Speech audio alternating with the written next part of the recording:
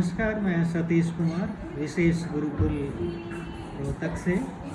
ये विशेष गुरुकुल की स्थापना फरवरी 22 फरवरी 2002 में बहू अकबरपुर में किया गया 3 बच्चों के साथ। अच्छा। और वहाँ से जो बच्चों में हमारी मेहनत जो थी, धीरे धीरे इतना जल्दी ये फैल गया चारों तरफ। रोहतक ही हमने तो एक गांव में छोटे से मंदिर में एक छोटे कमरा लेकर के किया था, शुरू किया था। तो इतना जल्दी फैल गया तो लोग आसपास के शहर से आना शुरू कर दिया और बहू अकबरपुर में अपने रिश्तेदार ढूंढ करके वहाँ पे भी छोड़ करके बच्चों को जाते थे, यहाँ रुक करके हमारे पास आना शुरू किया। और ऐसे सिलसिला चलता रहा। फिर उससे दूसरे मकान में गए, ज़्यादा बच्चे आए तो फिर तीसरे मकान में गए। और एक समय था यहाँ पे रोहतक में डीसी हुआ करते थे अशोक यादव जी, तो उन्हें किसी तरह पता चला कि गांव में भी कोई ऐसा सेंटर है जो ये काम कर रहे हैं दिव्यांग बच्चों के लिए। बच्चों के लिए हेल्प करते हैं। तो उन्होंने एक प्रोग्राम रखा था अर्पण इंस्टीट्यूट में, जिसमें पूरे हरियाणा से दिव्यांग बच्चों को बुला रखा था। और उस वक़्त चौटाला साहब यहाँ के मुख्यमंत्री हुआ करते थे, तो उन्होंने हमें भी इनवाइट कर लिया कि आप इस प्रोग्राम में आइए, तो अपने बच्चों के साथ। तो अपने बच्चों को लेकर हम लोग भी वहाँ पे पहुँच गए अर्पण इंस्टीट्यूट में। तो जो भी प्रोग्राम था वो सब होने के बाद डीसी साहब का थोड़ा अशोक यादव जी जो थे, इन बच्चों के साथ बहुत लगाव था उनका, और वो हमारे बच्चों के पास भी मिलने के लिए आए। चौटाला साहब के जाने के बाद हर स्कूल के जो भी थे मिल रहे थे। तो उसमें से हमारा एक बच्चा है यहाँ का, वो हैंडमेड एक ग्रीटिंग कार्ड लिए हुए था। तो उस बेचारे को क्या पता ये डीसी है कौन, सोचा कोई अंकल हैं, तो अंकल ये आपको ऐसे करके उनको दे दिया आपके लिए। और डीसी साहब इतने खुश हो गए, तो उन्होंने दूर से उनके पीए वगैरह और जो थे मुझे इशारा किया। मैं स्टेज के नज़दीक में था, तो मुझे ऐसा लगा कोई बच्चा कुछ शरारत कर दिया क्या, तो मैं भागा गया वहाँ पे। और जब गया तो उन्होंने पूछा कि आपका बच्चा मुझे इनवाइट कर रहा है, तो कब आऊँ। अरे वाह, अरे वाह। बच्चों के ये तो इतने फेयर बिल्कुल हार्ड से, उन बच्चों को थोड़ी कुछ ज़्यादा पता है। इसके बाद उन्होंने एक डेट फिक्स किया और हमारे यहाँ बहू अकबरपुर पहुँच गए अपने पूरे लंबे चौड़े टीम के साथ। उनके टीम में एडीसी साहब थे, वीडियो साहब थे, गांव के पंचायत के, ऐसे काफ़ी लोग वहाँ पहुँच गए। और डीसी साहब को आश्चर्य ये हुआ कि जहाँ भी जा रहे हैं कोई बोर्ड नहीं था, कुछ नहीं था। एक पतली सी गली में अंदर डूंगे से में जाके खंडरनुमा मकान था, उसमें हम चला रहे थे आप लोग अपना। तो जहाँ भी वो पूछे तो लोग बता दें इधर चले जाइए, उधर मुड़ जाइए। और जब अंदर आए तो देख करके बहुत हैरान रह गए। जब घूमे हमारे कमरों में, कोई ज़्यादा सुविधा नहीं हमारे पास था, लेकिन जो भी था बहुत सिस्टमेटिक सब लगा हुआ था वहाँ पे। और राउंड लेने के बाद बैठ गए और थोड़ी बातचीत होने लगी, उनको बताया गया। तो उनकी नज़र एक हमारे नोटिस बोर्ड, ये भी नोटिस बोर्ड इस तरह का नहीं हुआ करता था, हम गत्ते पे ही वहाँ पे लगा कर, ये तो चलिए हमने खरीद कर लगाया है वहाँ पे। उस क्योंकि शुरुआत की बात थी तो गत्ते पे लगा करके पेपर वगैरह और बना रखे डिस्प्ले पे लगाते थे। तो उनकी नज़र देखते हुए उस नोटिस बोर्ड पर गई थी। एक लिस्ट था, उसमें लिखा था आवश्यकता है। तो हाँ, तो डी साहब ने बोला अपने पीए को कि वो उतार कर ले आओ, तो वो ले आए। उसमें लिस्ट में था जी बाल्टी, साबुन की बट्टी, कैंची, गम, इस तरह की छोटी छोटी आइटमें आइटम्स चाहिए थी लिखी हुई थी जो हम बच्चों को सिखाते हैं। तो डीसी साहब बड़ा इंटरेस्ट ले रहे थे और वो पूछ रहे थे साबुन की बट्टी क्या करोगे आप। तो हमने उनको बताया कि देखो यहाँ पे हम बच्चों को कपड़े वॉश करना सिखाते हैं, तो उसमें उनका जो रुमाल है या सॉक्स है, इस तरह के छोटे आइटम को सिखाते हैं। तो उनको लगा कि हाँ ये सही है। उसी तरह से फिर बाल्टी था, कई चीज़ें थी, सबके बारे में पूछा इससे क्या कराते हो, कैसे कराते हो। तो बहुत खुश हो गए और उन्होंने बताया कि जी ऐसा है, हमारे लिए क्या है। उन्होंने बोला ये लिस्ट उतार दो। तो मैडम सुनीता मैडम आइटम हम दे देंगे। हाँ, उन्होंने सुनीता मैडम ने बोला सर ये आपके लिए नहीं है, ये तो पेरेंट्स और गांव के लोग जो आते हैं उनके लिए नोटबुक, पेंसिल, इस तरह की चीज़ें लिखी हुई थी उसमें। तो बड़े खुश होकर पूछे बताओ मेरे लिए क्या है। तो मैडम ने बताया कि सर यहाँ पे देखो हमारे पास कोई साधन नहीं है, हाँ, ना कोई उनका प्रॉपर arrangement बिल्डिंग करा है, दीजिए, हाँ। ना कोई गाड़ी की सुविधा है। बस हमारे पास जो अपने आप गांव के बच्चे आ सकते हैं, कुछ बच्चे दूर दूर से आए हैं जो इसी गांव में रह करके आते हैं। हाँ, तो उन्होंने तुरंत पटवारी को बुला लिया, वो वहीं पे थे, सरपंच को बुला लिया, बताओ गांव का ज़मीन कहाँ है, सरकारी ज़मीन मतलब। अच्छा, उन्होंने बोला जी हम सब कुछ आपको देते हैं, बिल्डिंग भी बना देंगे, बस भी दे देंगे, और आपके स्टाफ के लिए भी जो सैलरी चाहिए ये सब दे देंगे। लेकिन उन्होंने ये कहा कि इसको हमारे अंडर में दे दो, यानी कि रेड क्रॉस के अंडर में दे दो, और सारी सुविधा आपको जो भी चाहिए हम मुहैया करवाएंगे। तो बहुत अच्छा लगा कि चलो किसी जिला अधिकारी आके इस तरह का ऑफर किए हैं। हाँ, कुछ प्रॉपर सपोर्ट मिलेगा हाँ जी, बहुत systematically, अच्छा right? उन्होंने सपोर्ट किया। तो लेकिन नेक्स्ट डे आकर के हम लोग सेम डे अपने वेल विशर्स जो हैं उनके साथ ये डिस्कस किया कि क्या ये दे देना चाहिए, ऐसे क्या करना चाहिए, ये इस तरह का हाँ। ऑफर है। तो मैक्सिमम लोगों ने, हमारे जितने भी वेल विशर्स थे, उन्होंने बताया कि नहीं ये देना नहीं चाहिए। रीज़न ये था कि देखो डीसी साहब आज हैं, बहुत इंटरेस्ट ले रहे हैं, बहुत अच्छे हैं, लेकिन ये कल चले जाएंगे, चेंज हो जाएंगे, फिर बाद में आपको ज़रूरी नहीं है कि नेक्स्ट डीसी के साथ ऐसा सपोर्ट मिलेगा। दूसरी बात, हर एक छोटे से छोटे चीज़ पास कराने के लिए फाइल लेके उधर लाइन में खड़े रहना पड़ेगा। तो आपको ज़रूरत आज है या कल की जो चीज़ें ज़रूरत है वो हो सकता है 15 दिन बाद, 1 महीना बाद वो सेंक्शन होगा और आएगा, तो ये दिक्कतें आएगी। हाँ, तो वो हमें बड़ा सरकारी जेन्युइन system रीजन में, लगा। हाँ, मैनेज नहीं कर पाएंगे फिर उस हिसाब तो से। वो हम नहीं कर पाएंगे। तो नेक्स्ट डे हम मैडम और मैं खुद जा कर के डी साहब से उनकी कोठी पे मिला और उनको बता दिया कि सर ये तो बहुत अच्छी बात है, आपने इतना बड़ा ये करने के लिए किया हमें मदद, लेकिन हम ऐसा है अभी तक तो कर ही रहे हैं, और कुछ दिन प्रयास करते हैं अपने आप, और नहीं होगा तो आप तो हैं फिर आपके पास, फिर आपको फॉलो आ करेंगे। जाएंगे। हाँ जी, हाँ। लेकिन डीसी साहब बहुत खुश हुए फिर भी। उन्होंने बोला कि कोई बात नहीं, वो लिस्ट में उन्होंने बोला और भी चीज़ें जो भी चाहिए आप लिख दीजिए। बता दीजिए, हमने अच्छी खासी एक लिस्ट बना करके उनको दे दिया और सारी चीज़ सारा हमें सामान पहुंचवाया। हमें पहुंचवा दिए। उन्होंने एक बड़ा अच्छा एक्शन लिया कि तुरंत रूलर उनके दिमाग में उसी समय आया कि ये गांव में भी चल सकता है, और 3 सेंटर एक साथ उन्होंने खोल दिया, एक सापला में, एक खलानौर में और एक लाखन माजरा में। रूरल ब्रांच अर्पण का 3 जगह पे खोला, अच्छा, और उनके रहते हुए तीनों बहुत बढ़िया चल रहा था।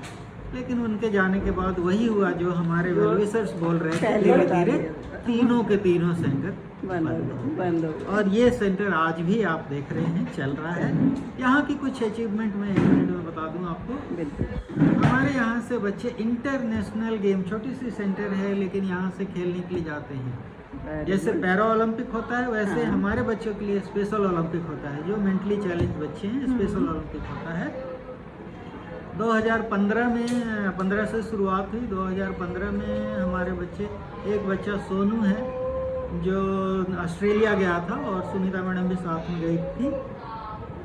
वहाँ पे 155 कंट्री के बच्चे पार्टिसिपेट किए थे। उसमें बहु अकबरपुर के गांव से हमारा बच्चा गया, वो हमारे लिए बहुत बड़ी अचीवमेंट थी। बिल्कुल, बिल्कुल, बिल्कुल, उसके बहुत बाद बड़ी बात है। सॉरी 2015 में बताया, 2013 में ये शुरुआत हुआ, 13 में गया था। अच्छा, फिर 15 में एक बच्चा और वहीं बहु अकबरपुर का लॉस एंजलिस अमेरिका से खेल कर आया और ब्रॉन्ज मेडल लेकर आया देश के अरे लिए। वाह, अरे वाह, वेरी गुड, और हरियाणा गवर्नमेंट ने उस समय उसको 5 लाख का कैश अवार्ड दी थी। Wonderful, wonderful. उसके बाद 2017 में फिर गेम हुआ ऑस्ट्रिया में, और एक बच्ची बहु अकबरपुर से वो गई फ्लोर हॉकी में, और वो भी 5th रैंक ऐसे लेकर आई थी। मेडल नहीं था बट उतने दूर गई, हाँ, पार्टिसिपेट की। पार्टिसिपेशन भी मैटर करता है, बच्चे को हमारे कॉन्फिडेंस लिए आया है। वही एक बिल्कुल। बहुत बड़ी बात थी। हाँ, फिर 19 में वापस सोनू फिर से गया अबू धाबी, और वहाँ से गोल्ड मेडल लेकर आया जूडो में। अरे वाह, और आपको बताऊं, सोनू इज द बच्चा जो मेरे ख्याल से बाहर अभी हाँ, वही। राइट, और उसको सेंट्रल गवर्नमेंट ने 5 लाख का कैश अवार्ड दिया, हरियाणा गवर्नमेंट 20 लाख का अवार्ड दिया। गांव के लोग लगभग 1.5 पौने 2 लाख का कैश लोगों ने अरे, माला हाँ, वगैरह बिल्कुल। डाले, ये सब दिया। बहुत अच्छी बात और है। अभी फ़िलहाल में उसके लिए भीम अवार्ड के लिए हम अप्लाई कर रखे हैं। यदि वो मिल गया तो 5 लाख उसको और हरियाणा गवर्नमेंट देगी। और लास्ट उसके बाद नेक्स्ट अभी पिछले साल 2023 में मुस्कान नाम की लड़की है, वो भी आई है, अभी राखी बना रही है। हाँ हाँ, मैंने तो देखा वो भी गई अभी यहाँ पे था जर्मनी में, बर्लिन में गेम था, वो भी गोल्ड मेडल लेकर आई। अरे वाह, वेरी गुड, उसका अभी अप्लाई किया। माइंड ये ब्लोइंग। अचीवमेंट है मैडम, ये छोटी सी जगह का।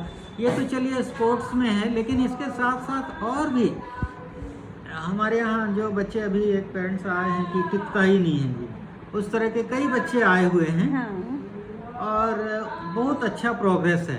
जो बिल्कुल 1 मिनट टिकता नहीं था, बैठ ही नहीं सकता था, वो अभी यहाँ पे आप देखो स्टेबली बच्चे वही के साथ। बच्चा है, लगता ही नहीं, आपको विश्वास ही नहीं होता, मुझे खुद नहीं लगता है। अरे एक्चुअली पेरेंट्स को भी नहीं होता होगा कि इतनी आज इम्प्रूवमेंट हो वही गई। बच्चा है यहाँ पे। तो इस तरह का काफ़ी प्रयास हमने किया है और लोगों के बहुत अच्छा सपोर्ट मिला। लोग दूर दूर से, एक एनजीओ है आपको मैं बताऊं गोरखपुर में,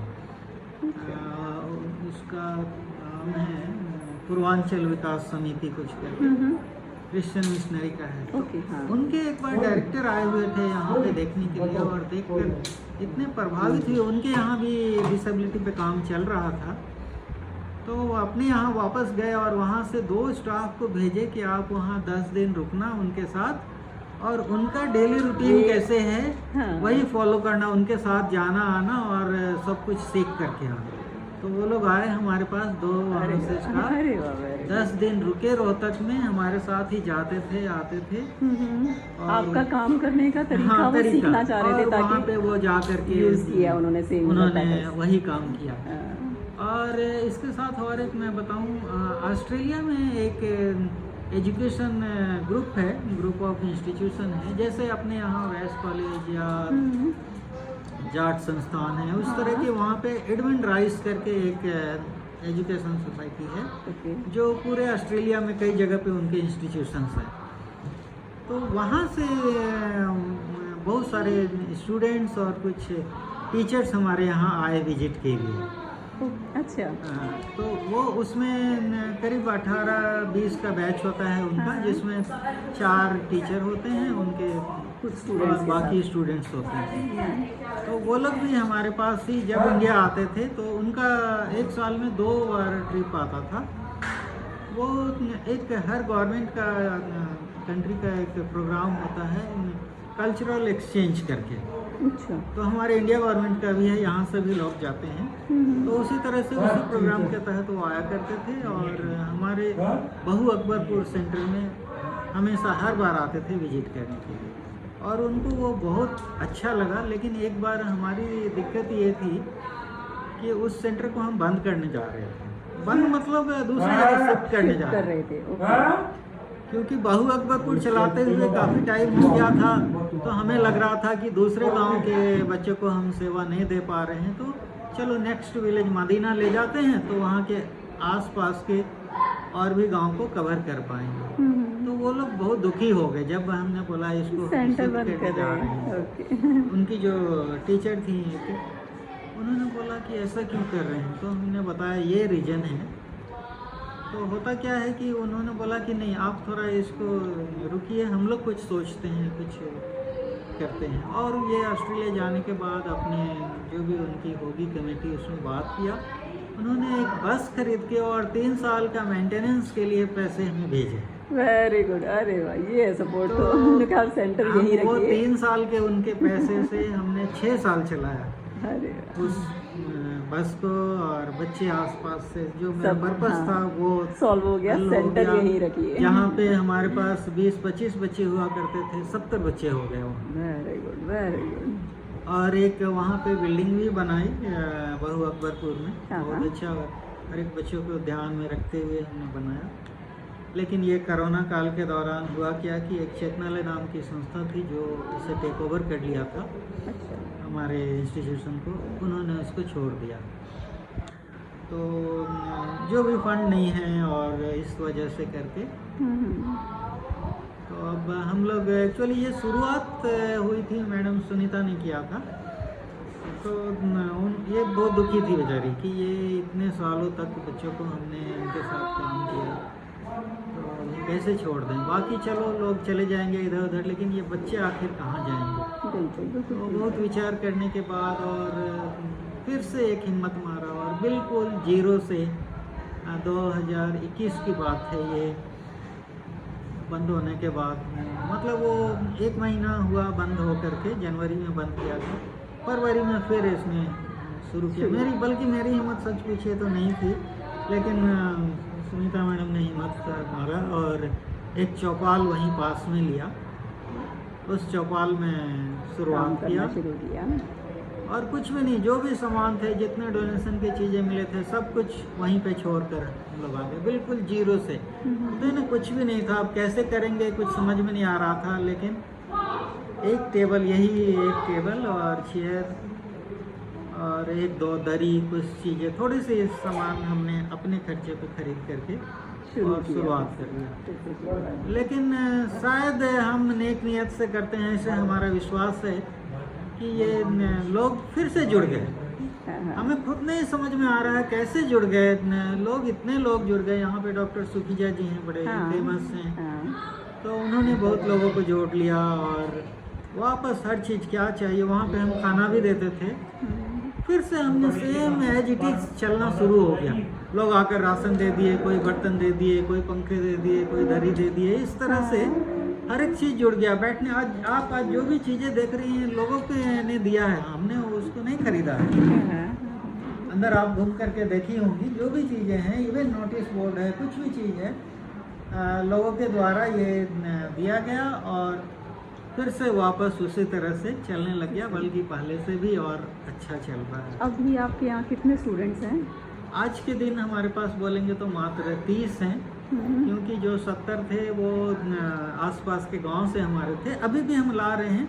अब हमारे पास बच्चे आ रहे हैं मोखरा से, मदीना से, बहू अकबरपुर से, छोटी बहू से और सिटी के हैं बच्चे। तो ये बच्चे हैं, बाकी गांव छोड़ दिए क्योंकि खर्चे बहुत हैं, उनके ट्रांसपोर्टेशन बहुत दूर हो गया, उनकी रेंज में नहीं है अभी। हाँ, तो ये रीजन है। बच्चे तो कांटेक्ट में हैं, हम उनसे संपर्क में उनके पेरेंट्स के साथ रहते हैं, गेम है, स्पोर्ट्स है, तो हम बुलाते हैं उनको। तो यहाँ काम कैसे होता है? डेली बच्चे आते हैं इस टाइप से या 6 महीने का बाद आप बच्चों को दोबारा? डेली बच्चे आते हैं, जो भी आप देख रहे हैं, डेली बच्चे आते हैं। जो अभी लगातार 6 महीने आए हैं, जो साल से आ रहे हैं, इसके बाद वो कुछ दिन ब्रेक लेते हैं या उनकी रेगुलर ग्रोथ इम्प्रूवमेंट के लिए रेगुलर होता है? रेगुलर। अब देखिए इसमें रेगुलर में क्या होता है, हमारे यहाँ जो क्लासेस हैं ये नॉर्मल स्कूल के जैसा नहीं है कि केजी है, नर्सरी, केजी और आगे जो भी है क्लास 1, 2, 3, वैसा नहीं है। यहाँ पे हमने इसके डिवीज़न कर रखे हैं इनके लेवल के अनुसार, इनके IQ के अनुसार और एज को भी, सब चीज़ को ध्यान में रखते हुए डिवीज़न। इसमें है pre primary, pre secondary and pre vocational और लास्ट में वोकेशनल। तो इस तरह का डिवीज़न बना रखे हैं।